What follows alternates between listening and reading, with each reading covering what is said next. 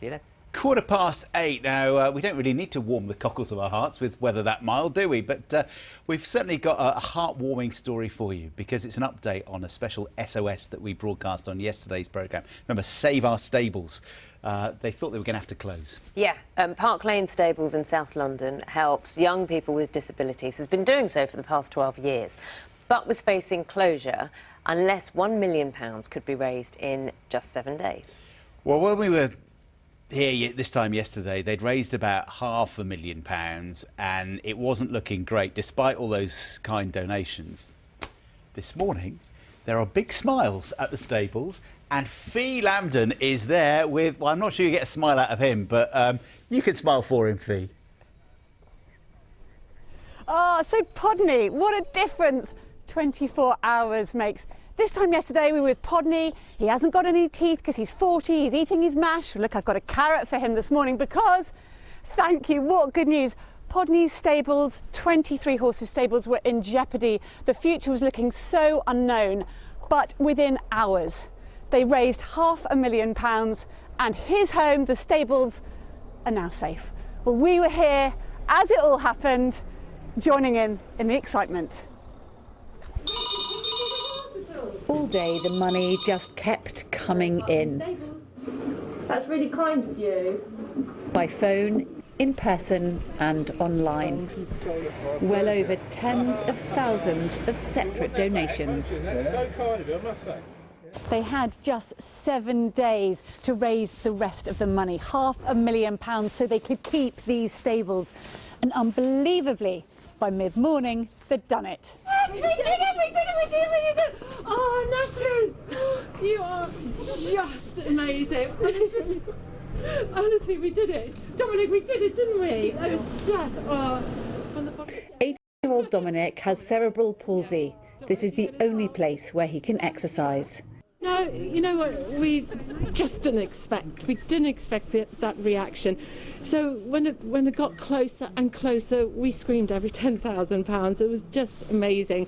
And then I cried because it was just so huge, because I just thought, oh, Dominic, your life's no longer locked down. And celebrations were soon in full flow. I'm just really overwhelmed. I can't really put it into words. It's just like we had nothing. We've always got nothing, and like very few people believe in us. I can't believe it that we've made it, and we've still got a few days to spare. And it wasn't long before word got out. And soon celebrities were also sending their congratulations. That with a week to go, they have raised over £1 million. It might lift your heart, make you want to chip in to guarantee the future at this very special place for all the people to whom it means the world. People like Louis, who is autistic. He says this place has stopped him from having panic attacks. I feel so happy that we'll be able to be here forever without having to worry about moving. Does it feel like Christmas? It feels better than Christmas. And for Hannah, who's visually impaired, she's kept her job. I feel totally elated at the moment that we get to keep the horse's house and we get to stay as a community forever. And even though they'd reached the target, Thank you so much. people kept on giving. I'm so happy. I'm over the moon that when I saw it came to 100%, I was like, yay! The stable's the same forever. The horses are the same forever. And so instead of being rehomed, these horses and those who love them so much can now definitely stay together. Well, I have to be honest, as we came off air yesterday at 9 o'clock, I said to Nat, fingers crossed we might be back within a week, hopefully reporting the good news. Little did I know we would be back within a matter of hours. Now, it happened so quickly. Yeah, it was totally unbelievable. We still keep thinking we're going to wake up. We can't believe it happened. We're so grateful to every single person that took the time to pledge for us. So many people went out of their way to help us, and now we're stable, excuse the pun, but we're safe.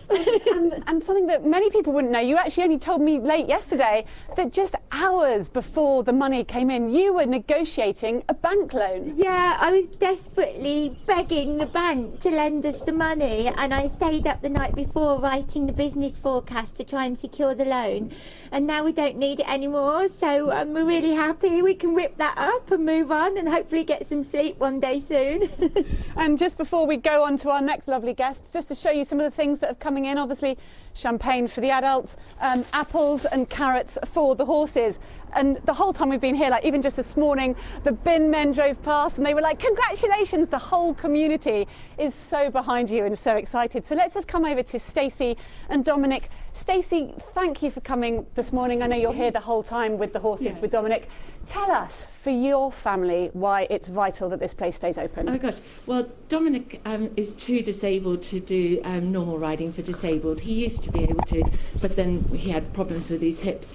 So he had nothing until we came here and we could get the wheelchair up onto the carriage because he can't sit independently.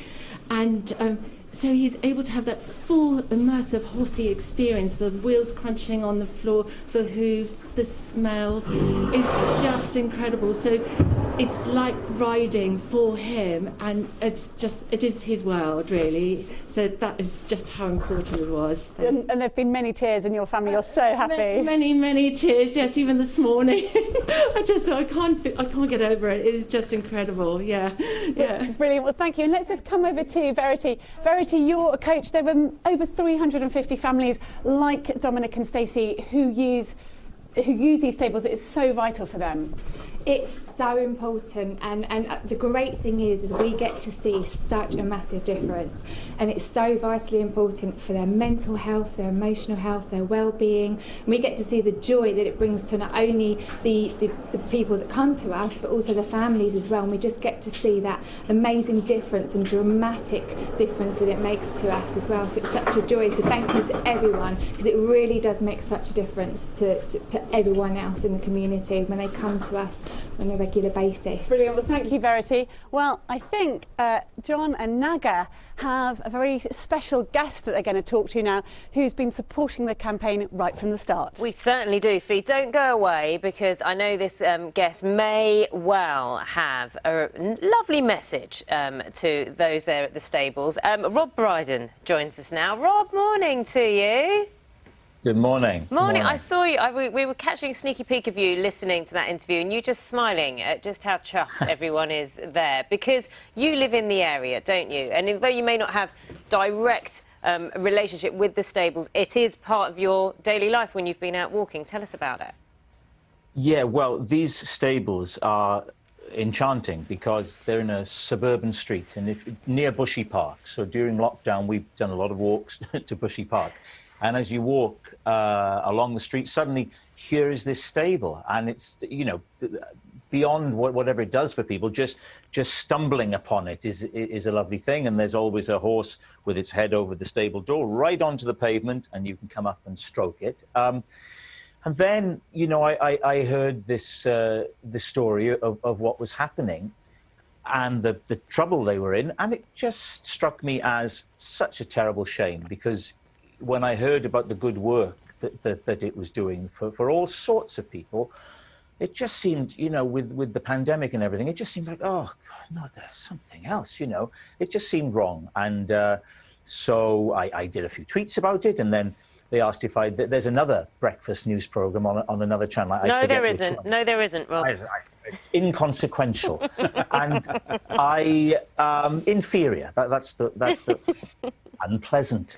Anyway, I went on that last week, and if I'm very honest, I went on that and they were a long way off, and in all honesty, I didn't really think that we'd get to this figure, but I thought it was a noble thing to try and do. So then when I heard yesterday, I was just, you know, bowled over. It's such a wonderful, good news story. It really is, Rob. So what you're saying is that you went on another programme and they failed to hit the target. But when BBC Breakfast yesterday covered this story, they not only reached their target, they busted right through, right?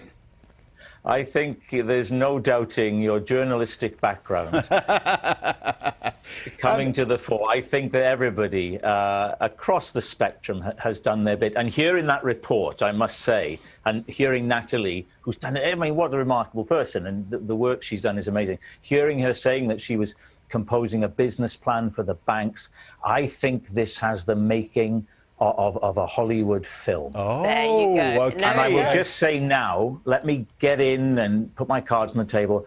I would love, with this face, to be considered for playing one of the horses. Well, may I say, Rob, just you obviously saw Podney there. I mean, it might involve some prosthetics, but Podney doesn't have any teeth. So maybe that's something for you. There you go. That's a great audition. That's a great audition. Hey.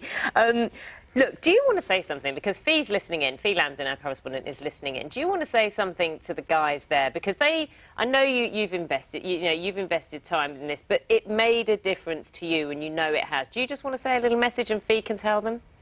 Yeah, I just want to send them my congratulations, all my best wishes, because they pulled off the impossible.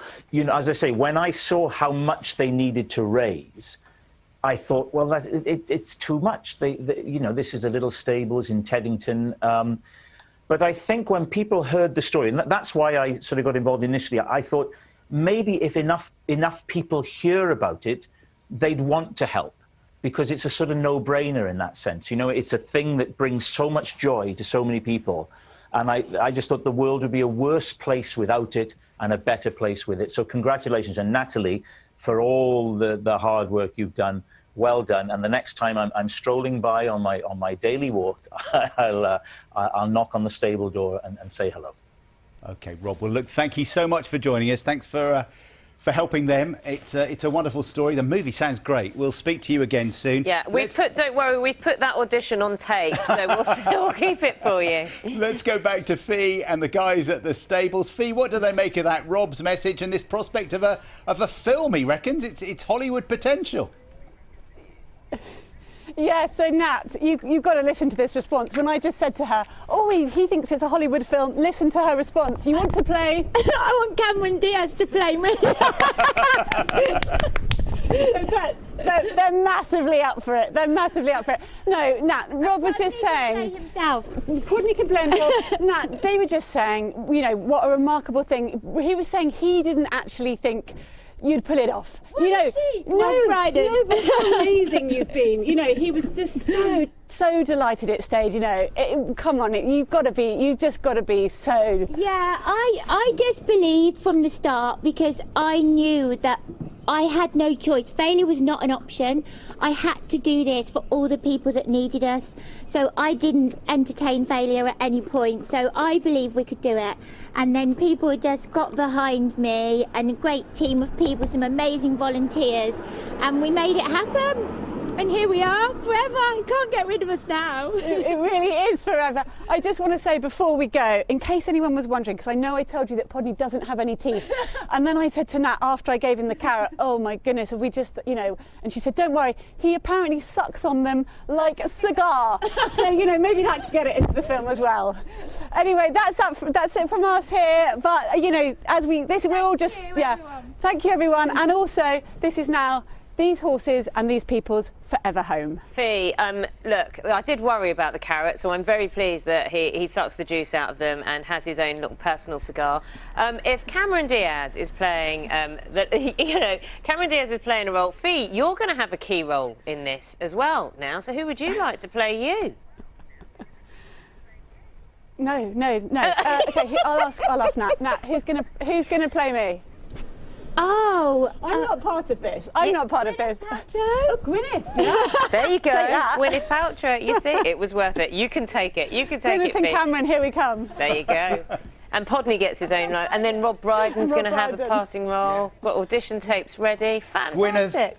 Cameron and Rob, the cast. And Thank you very Podney. much indeed for joining us. Yeah. Should we take a look at how the fundraising total is now? Because if you remember, when they were on this time yesterday, what was it, 580? Yeah, they're about halfway there, and yeah. they're thinking, you know, maybe in a week or two we might just get close. But look, 1.16 million. There you go. Safe hands. And not going anywhere, they say. yeah, that was great. That's the feel-good story we all needed this Friday morning, I think. Good. Hope you still feel good while you find out what the news, travel and weather is.